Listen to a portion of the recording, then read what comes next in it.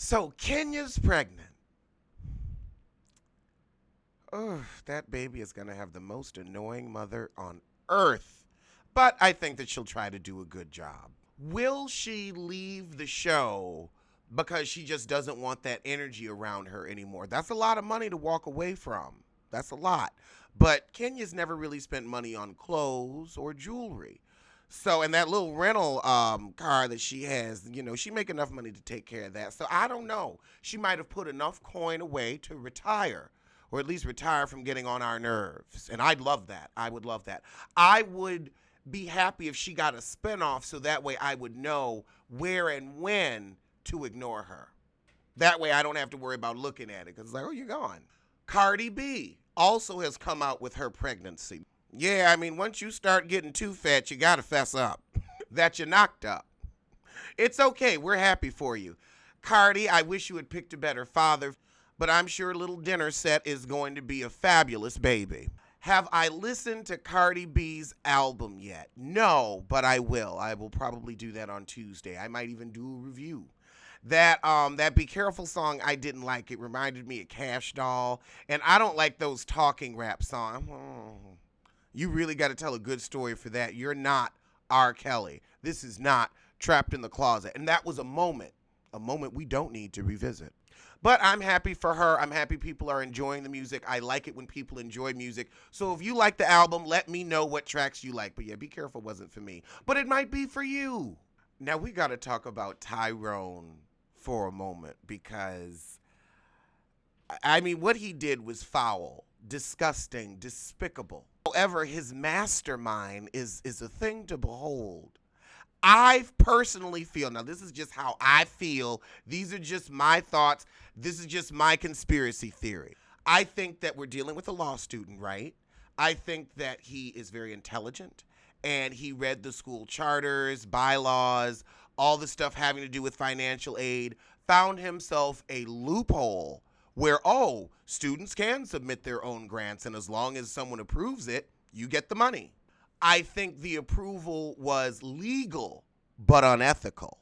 And that's why I think nobody got arrested, nobody got sued, the police weren't called, because their internal people probably said, oh, they actually exploited our own rules against us, so yeah, we might not want to put that out in the public. And we can't even punish them anyway. So there's not much we can do.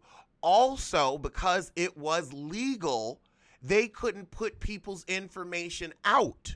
So I see why they kept their mouths shut. I see why they were like, you know what, this could end poorly for us. And now it has. Tyrone ripped them off. There was a whistleblower. And now all of a sudden his financial records are out. You know who I think the whistleblower was? Tyrone. I think it's Tyrone, not Todd, that set up the scheme to come to Howard with the bullshit. I think he got as much as he could for 7 years and then realized, well, damn, I'm in my last semester. How am I going to secure my next bag? And he said, you know what? I'll leak my own records. Everybody will be mad at me. I'll be unemployable. And I'll be able to sue the school for breach of fiduciary responsibility. And that's what he did. I don't think he's going to get the full $10 million. I do think he might get a settlement. I feel like if charges were pending, charges would be pending. The police would be involved. We ain't heard the P word.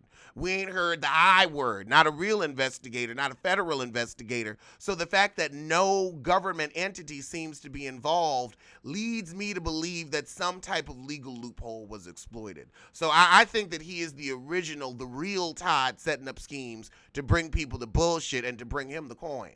He said, you know what, I'm a graduate and I need to set myself up for life. Why be so evil to your own people?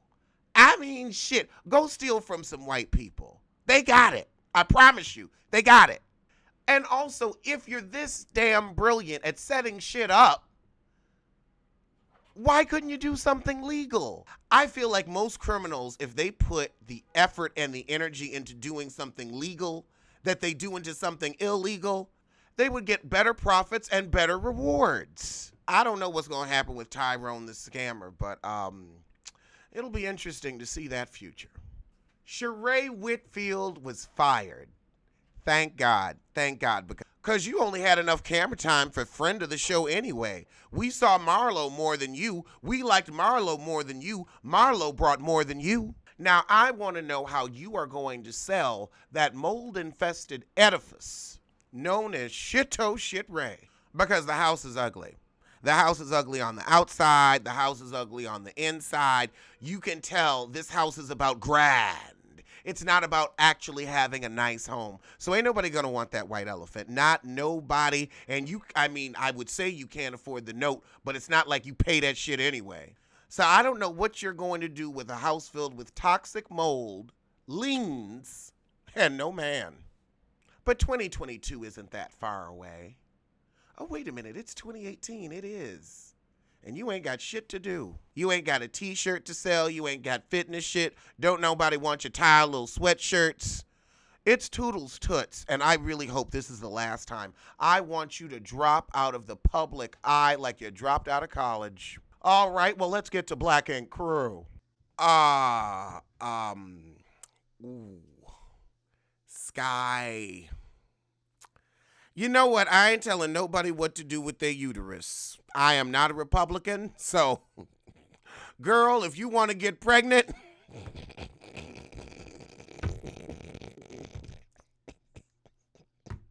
God bless. No judgments from this corner. Nope. Sometimes it's just not your business. I'ma pray for you and that baby. Especially that baby. Sky, you really seem unhinged, and it's not cute, it's not funny, it's not interesting, it's actually kind of scary, and it's getting a bit sad.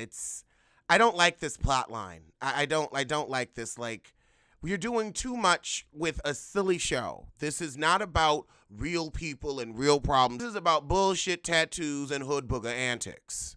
Okay, and now Donna going through something real. And I don't feel like the show is a place to talk about health issues, at least not like this.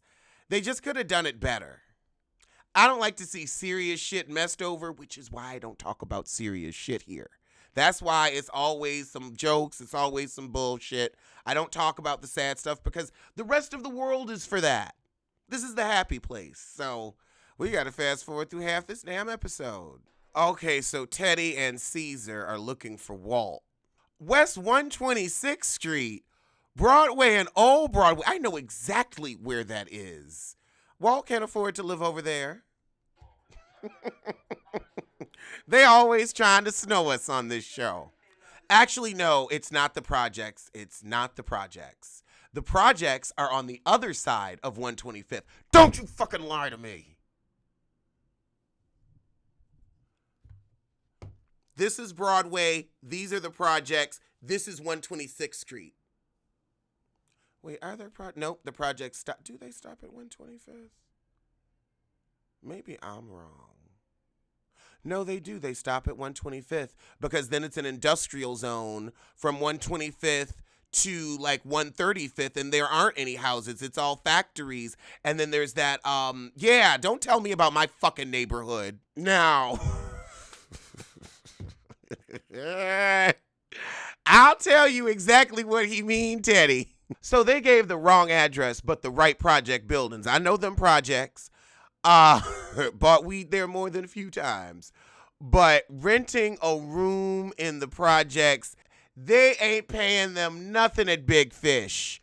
They are giving them less than nigger Scott Young. Oh my God. Oh, I thought Donna had it bad. You know, with her living situation, not the ovary issues. That's terrible. Nobody knows what's going on with you, Walt, because nobody really cares about you. You're forgettable. Walt is on heroin. And this is sad. Yeah, I don't even know if I can keep up with this episode. I'm looking at him, and I live here. I know what that heroin lean is, and suddenly it makes sense where all of his money went. I don't know what the fuck Donna's issue is. I think Donna be doing shit for a plot line. This doesn't look good. And you can look at Walt and Teddy's faces, and they're like, something is wrong, and we don't really want this on camera. This ain't good. Oh God, Walt does not take pride in being a single father. We ain't doing that because he was what 49,000 in debt with back child support. Those two are diametrically opposed, and I feel like now we know why he was 49,000 behind. Heron, Heron, Heron. I just don't know how. Ooh. They must not be paying them shit. This is really confusing to me because you've been on this show for 6 years. I can see the first, second season, even the third. The city's expensive, but the fourth and the fifth, the money should have been right.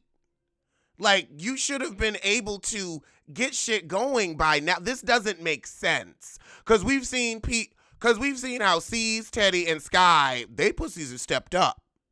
The fashions are right. The apartments are right. I just don't know why Walt and Donna aren't able to ride the same wave. I mean, sure, you may be getting paid less, but there are a bunch of other opportunities out there. Y'all could be doing shit. I don't understand. Is anybody else as confused as I am? Because I am lost.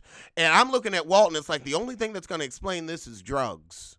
All this, oh, I love my kids so much. I love my kids so much. But your actions aren't matching that. And it's not like you don't have the means and the resources. You've been on TV for a moment. Like there's no excuse. You could have been selling shit on Instagram. There's no excuse. You could have been hosting parties. And this is like fun work. Like this is like easy work. Like you are at a point where you can make easy money because you're known. This doesn't make sense.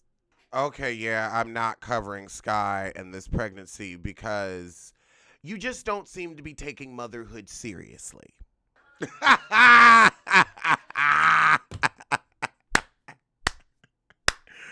All right, Caesar. Them names he was coming up with for them baby mamas. When he said absurd Anya. That's some A+ shade. So now oh shit's gonna try to be a parent. Girl, I guess better late than never is what they say. All right, so now we have typical city drama. Roommates are together. Somebody wants to move out with very little notice. And you're like, you can't be leaving nobody holding the bag because the rent is real. Oh, God. Jesus Christ. Just because your credit is in the shitter, Donna, doesn't mean that Jada's is. She was able to rent an apartment and would like to rent another one. Fair notice is not 2 or 3 weeks. It's 2 or 3 months. I can't care about oh shit finally acting like he gives a shit about his children.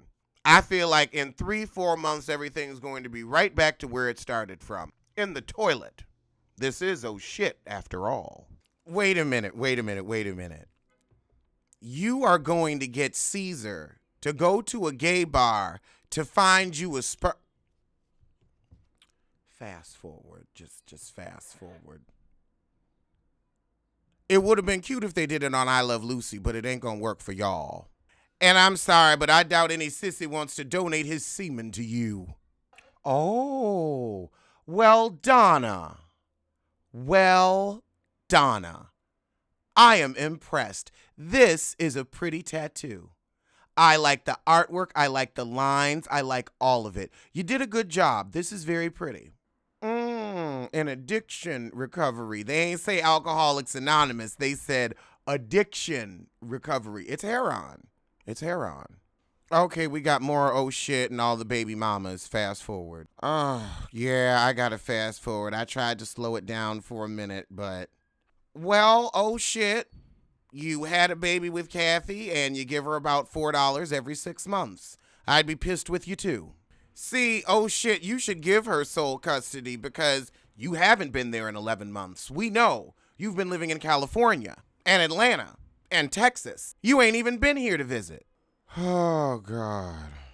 And we end the episode with Kathy and oh shit. Ken, friend heifer. All right, we got 2 weeks worth of hustle and soul to get through, so let's start a slogan. So the episode starts with Anna walking out, Caesar's throwing a tantrum. If you loved Anna, then why are you fucking Thandy and buying her houses?